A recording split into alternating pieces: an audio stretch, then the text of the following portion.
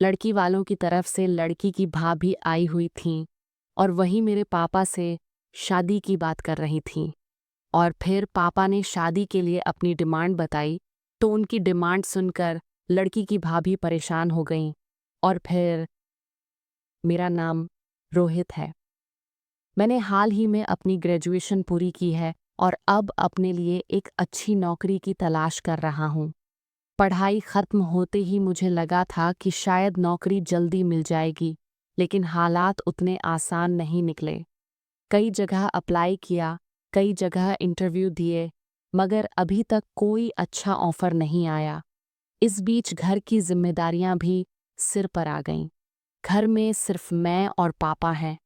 मेरी माँ हमें 2 साल पहले छोड़कर चली गईं और उस दिन से घर का हर काम पापा ही कर रहे हैं। पहले तो वो सब संभाल लेते थे, पर अब उनकी उम्र बढ़ रही है। हाथ पैर जल्दी थक जाते हैं और छोटी छोटी चीज़ें भी उनके लिए भारी लगने लगी हैं। मैं उनकी मदद करता हूँ, लेकिन सच कहूँ तो एक बेटे की मदद और एक स्त्री के हाथ का सलीका, दोनों में फ़र्क होता है। पापा कई बार थक कर आहें भरते और कहते कि घर संभालना अब मुश्किल हो रहा है। एक दिन उन्होंने मुझसे सीधा कहा कि अब उन्हें लगता है कि मेरी शादी हो जानी चाहिए। उनकी नज़र में बहू आने से घर में नई रौनक आएगी, कोई घर संभाल लेगा और वे चैन से सांस ले पाएंगे। मेरे मन में कुछ और चल रहा था। मैं चाहता था कि पहले नौकरी मिल जाए, ताकि शादी के बाद अपनी पत्नी को वो सब दे सकूं जिसकी वो हकदार है। बेरोजगार रहते हुए शादी करना मेरे लिए आत्मसम्मान के खिलाफ लगता था। मुझे डर था कि अगर मैंने रुपए नहीं कमाया तो मेरी पत्नी भी शायद मुझे इज्जत न दे पाए। ये सोच मेरे मन को खाए जा रही थी। लेकिन जब पापा ने शादी के लिए कहा तो उनके चेहरे की थकान और उनकी आंखों में उम्मीद देखकर मैं ना नहीं कह सका। उस वक्त मुझे लगा कि शायद उनकी खुशी के लिए मुझे अपनी योजनाएं थोड़ी देर के लिए पीछे रख देनी चाहिए। आज रात पापा ने लड़की वालों को हमारे घर बुलाया था। दोपहर में ही उन्होंने कहा था कि कुछ अच्छा नाश्ता बाहर से ले आऊं, ताकि मेहमानों का अच्छा सत्कार हो सके। मैं जल्दी से बाजार गया, समोसे, मिठाई और चाय का सामान लाया। घर लौटकर देखा तो पापा बैठक को साफ कर रहे थे, कुर्सियां सही जगह रख रहे थे और एक पुराना शोपीस भी पोंछकर सजावट में लगा दिया था। उनके चेहरे पर हल्की घबराहट और उत्साह दोनों साफ झलक रहे थे। शाम होते होते घर का माहौल थोड़ा गंभीर हो गया। मैंने भी अच्छे से नहा धोकर साफ कपड़े पहनकर खुद को तैयार किया। दरवाजे की घंटी बजी तो पापा ने खुद जाकर मेहमानों का स्वागत किया। दरवाजे पर लड़की के पापा और उसकी भाभी खड़े थे। दोनों ने मुस्कुराते हुए नमस्ते किया और बैठक में आकर बैठे। पापा ने चाय और नाश्ता परोसा और माहौल हल्का करने के लिए कुछ सामान्य बातें की। कुछ देर बाद लड़की के पापा बोले, हमारी तरफ से हमारी बहू सीमा बात करेगी। पापा ने मुस्कुराकर कहा, अच्छा, तो बताओ बेटा, तुम्हें हमारा लड़का कैसा लगा?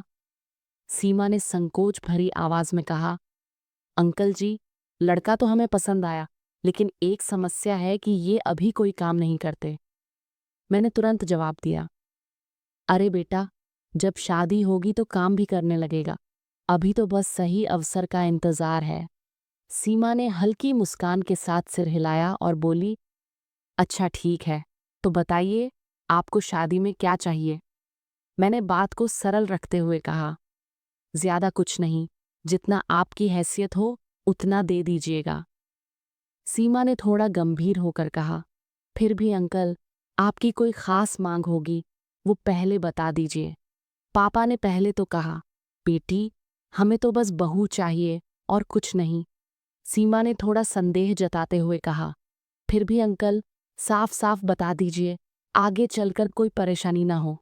पापा ने थोड़ी देर सोचा, फिर बोले, अच्छा बेटी, तो सुन लो, हमें एक फ्रिज, 64 इंच की 4K टीवी, बाकी का ज़रूरी सामान, एक लेटेस्ट मॉडल की स्कॉर्पियो कार और 15 लाख रुपए चाहिए। सीमा की भौहें सिकुड़ गईं। उसने हैरानी से कहा, और कुछ नहीं बचा अंकल जी, हमारा घर भी मांग लेते। पापा ने हंसते हुए कहा, नहीं बेटी, हम इतने लालची नहीं हैं। सीमा ने अब थोड़ी नाराजगी के साथ कहा, अंकल, आपने तो सब कुछ मांग लिया और फिर भी कह रहे हैं कि आप लालची नहीं हैं। आपका बेटा अभी कोई नौकरी भी नहीं करता, तो हम इतना सब क्यों दें? पापा ने सहज स्वर में समझाते हुए कहा, बेटी, अभी काम नहीं कर रहा लेकिन आगे तो करेगा, और ये सब तो मेरे काम थोड़ी आएगा, ये तो तुम्हारी ननद के काम आएगा। सीमा ने सीधे शब्दों में कहा, अंकल, आप कुछ ज्यादा नहीं मांग रहे? पापा बोले, बेटी, ये कहाँ ज्यादा है, आज के समय के हिसाब से तो ये बहुत कम ही है। इतनी बात पर लड़की के पापा ने चुप्पी तोड़ी और कहा, मेरी बहू बिल्कुल सही कह रही है, आप सच में ज्यादा मांग रहे हैं, हमें सोचने दीजिए, फिर बताएंगे। इतना कहकर वे दोनों वहां से उठे और चले गए। दरवाजा बंद होते ही घर में सन्नाटा छा गया। मैंने पापा की तरफ देखा और धीमी आवाज में कहा, पापा, आपने इतनी ज्यादा मांग क्यों रखी? ये वाकई बहुत ज्यादा था। पापा ने पहले तो गंभीर चेहरा बनाया, फिर बोले, बेटा, तुम अभी छोटे हो, तुम्हें इन बातों की समझ नहीं है। मैंने उन्हें शांत भाव से समझाते हुए कहा, पापा, हम उनकी बेटी को अपने घर लाना चाहते हैं, वही सबसे कीमती चीज है। बाकी सब चीजें उसके मुकाबले कुछ भी नहीं है। शादी रिश्ता जोड़ने के लिए होती है, सामान जोड़ने के लिए नहीं। पापा कुछ देर चुप रहे। उनकी आंखों में पछतावे की झलक दिखाई दी। फिर उन्होंने गहरी सांस लेते हुए कहा, बेटा, तुम्हारी बात में दम है, तुम सही कह रहे हो, मैं उनसे फिर बात करूंगा। तुम्हारी शादी बिना कुछ लिए ही कर दूंगा। ये रिश्ता प्यार और भरोसे का होना चाहिए, किसी सौदे का नहीं। ये सुनते ही मेरे चेहरे पर सुकून और खुशी आ गई। मुझे लगा कि पापा ने सही बात समझ ली। उस पल मुझे यकीन हो गया कि प्यार और समझदारी किसी भी रिश्ते को मजबूत बना सकते हैं। दोस्तों, यही थी आज की दिल को छू लेने वाली कहानी। अगर इसने आपके दिल को छुआ तो अनवी टॉक्स को सब्सक्राइब करें और अपने विचार कमेंट करके हमारे साथ साझा करें।